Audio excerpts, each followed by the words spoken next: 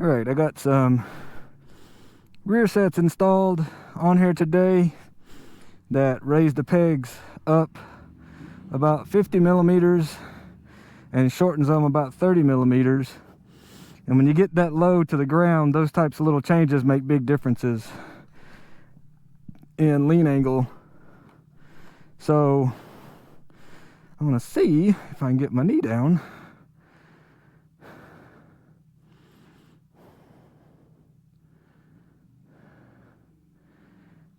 With this setup. And yeah, see how it goes. Tires are cold. It's pretty warm today. It's almost 70. It's like 60 something degrees out.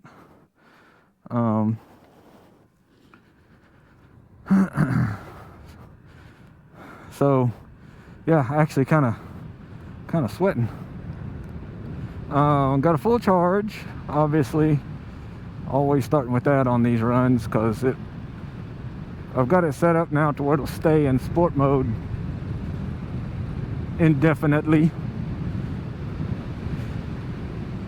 Do that on purpose to sort of... What's flopping? Hey, guess what? Dummy forgot to strap up his helmet. I'll pull over up here at the state line and strap it up. I heard something smack the side of the helmet, and it's the chin strap that I did not buckle. Won't do a lot of good if I end up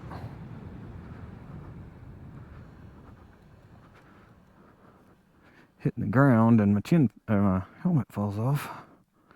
There was a car coming up the hill, but I probably won't make it before they go by. Nope. Give them a wave. Maybe they'll pull over and let me by, because I was the friendly guy that waved to them. It's all psychological up here. All right. It's so quiet.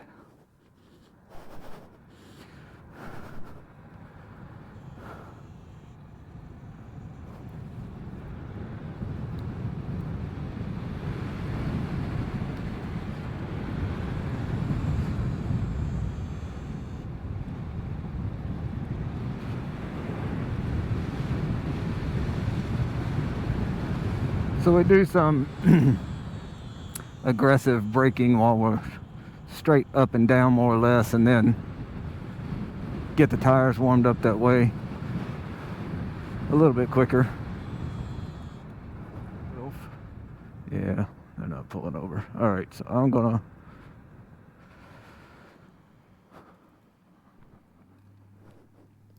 one nice thing about this, you can really tell if somebody's coming up behind you or any direction, really.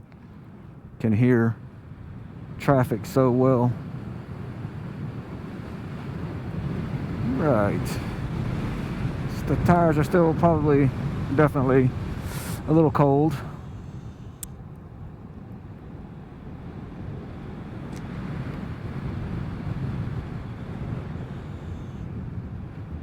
Feels good. No upsetting feedback so far. I'm just going to ease. Gotta watch this sign and my pole sticking off the back of me here. Now that turn right there is usually a pretty easy one to knee drag in. Now with this bike having a shorter wheelbase, the wheelbase plays a real big factor in how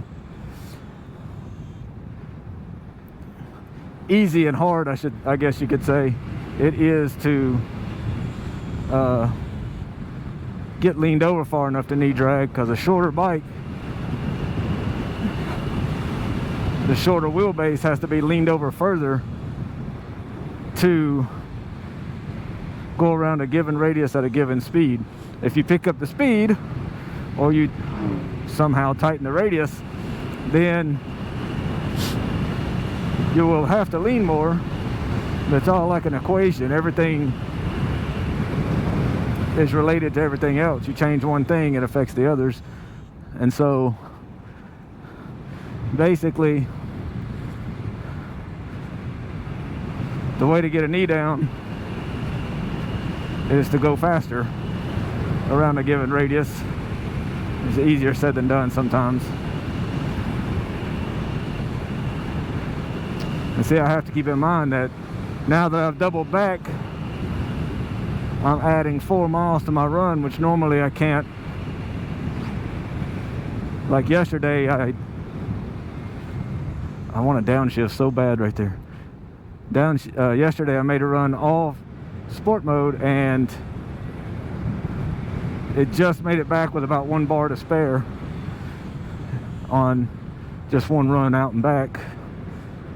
So yeah, it's holding back the throttle sometimes, and I'm not sure exactly what that's about. All right,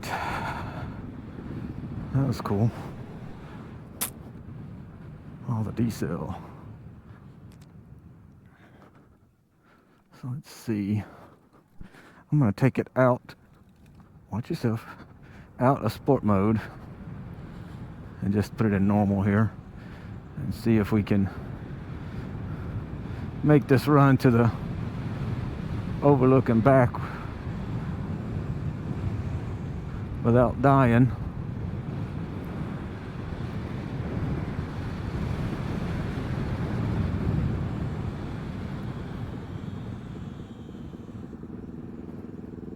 I don't know what kind of bike that was. It had a really cool round headlight, and a funky tail light. I really don't recognize it. Of course, I don't stay up on my motorcycles as much as I do cars, honestly.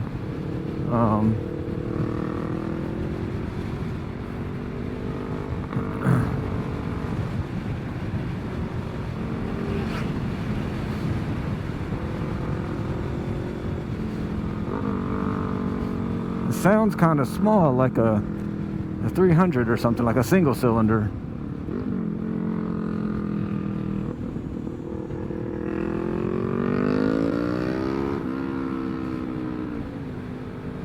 I'm trying to, I want to get close and film him, but I don't want him to be bothered by me or necessarily wait me around. Although I don't want to make him nervous or anything. It's a cool little bike though. Maybe that's that Husqvarna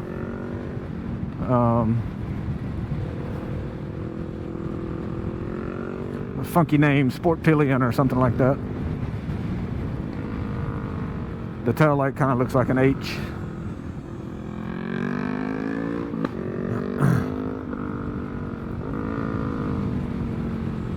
Alright, let's see what we got. So far so good.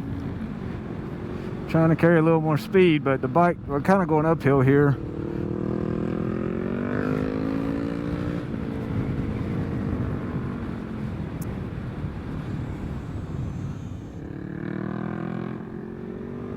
I feel like I'm getting close.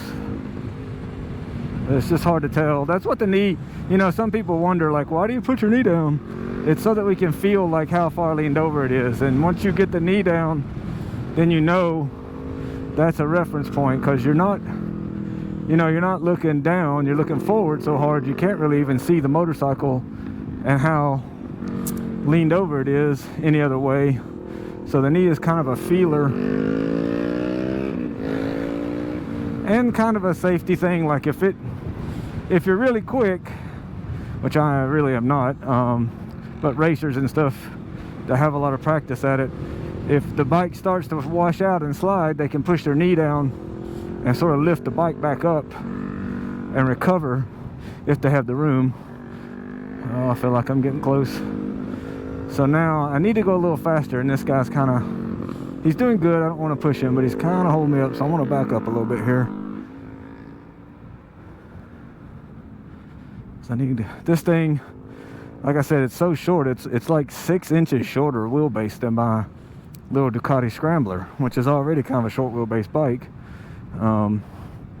So I think it'll carry a lot of speed to the corners, I think, because it's that short wheelbase. I've got to go harder to get it to lean over far enough for me to, and I got long legs. I'm 32-inch inseam.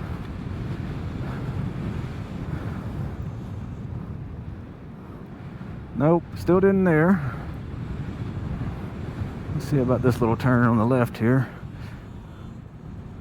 Nope. So we're kind of going downhill now. And this is a real rough turn right here. You can't hardly do much here. Now we're going into gravity cavity, which is a very dramatic uppity down dipsy doozy. Whee! Wheelie! A rough patch here. Mile marker 3.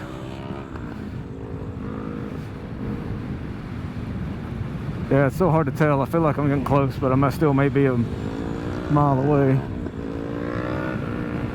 And this fast section here is not really conducive for knee dragging, so I'm gonna back up a little bit.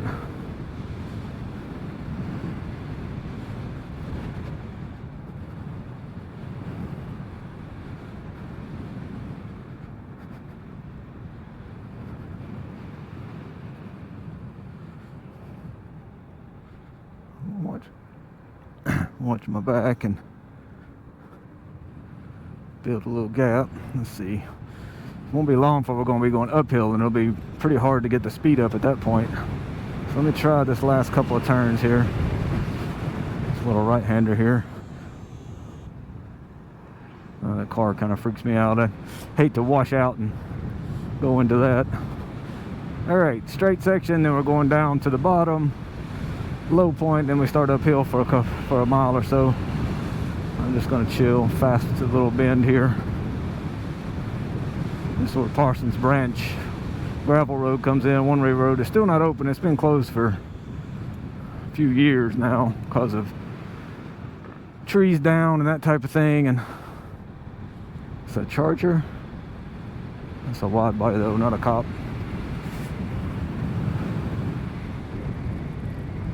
Got the fender flares. So now we're kind of going uphill, and so I'm not expecting a whole lot here. I'm just going to kind of cruise it and try to keep the energy usage down a little bit while we kind of go up this hill, and once we level out it'll be a little bit more constructive curve, cornering, carving to be had. So right now we're level with these big 300-foot tall power line towers. Tightest turn.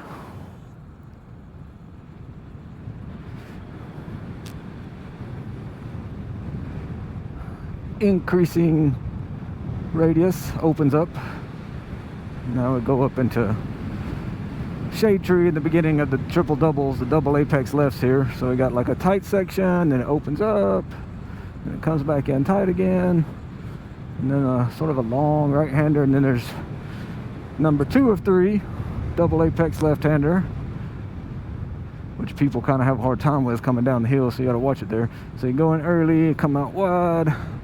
So I'm not going fast enough to really sling myself out. And then there's one more right-hander, and then we got last double apex, and there's a fire burn charred area in the middle of this one, so it makes it a little bit unnerving. Final apex and the final uphill push. That battery's getting almost down to half already, and I've still got several miles to go to the overlook. So again, I'm just driving it in non-sport mode, normal mode here. Yay, knee down. First knee drag. Had to stretch for that one, but as I get more comfortable with it. Left knee down. Right knee down. You can definitely hear it on a quadder bike. This little double apex, but it's a little bumpy. It's not a good one to be railing on. Rear sets feel good. They're, you know, a little high, but that's because this bike has a pretty low seat anyway.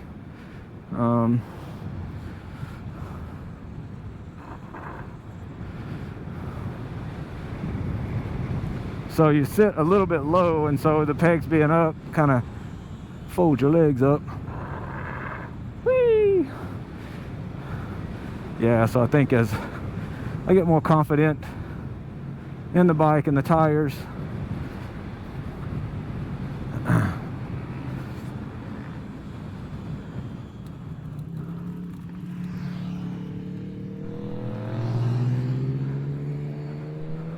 I'll be able to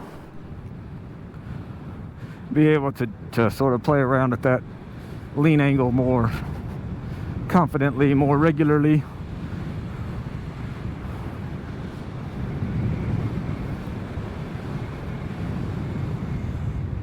This is the last place I crashed, so naturally I'm a little bit hesitant on that cemetery turn.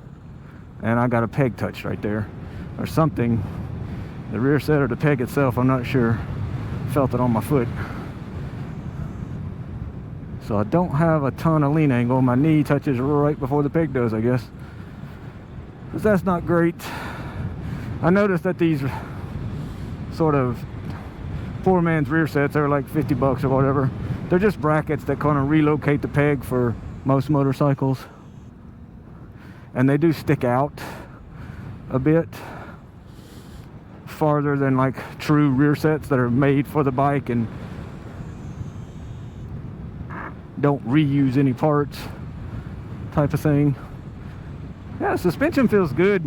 There were some bumps right there and it sucked it up pretty good, so I'm happy with that. I was afraid it was a little too stiff at first with the original tires and original setup and everything, but it's feeling pretty good now, so I'm kind of happy with the stiffness of the suspension, if you will, firmness of the suspension. I'm gonna pull over here and we got one last push up to the overlook and we're already at half battery. I've still got about a mile to go, I guess, so it should be long enough there. We only got, like I said, about 1 mile. You give somebody about 30 seconds and that's a pretty good gap, even if the speed differential is, you know, even more than this guy's doing pretty good. But even with sometimes the slower ones, you'd be surprised how big of a gap you can build up if you just wait like 30 seconds to 1 minute.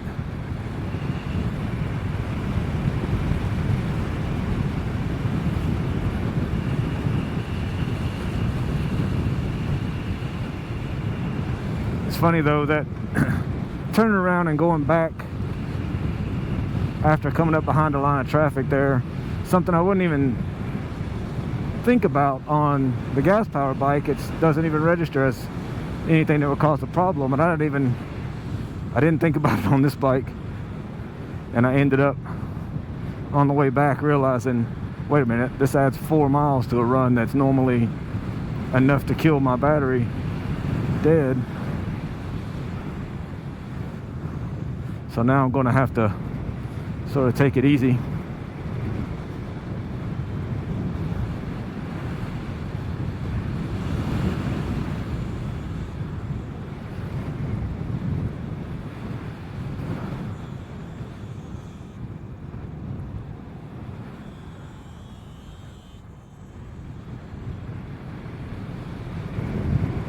Hoping all my cameras are still on, attached, not necessarily, well, running also, but yeah.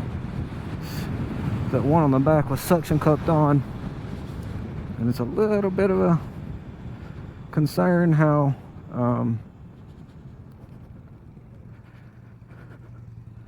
that surface is on that thing.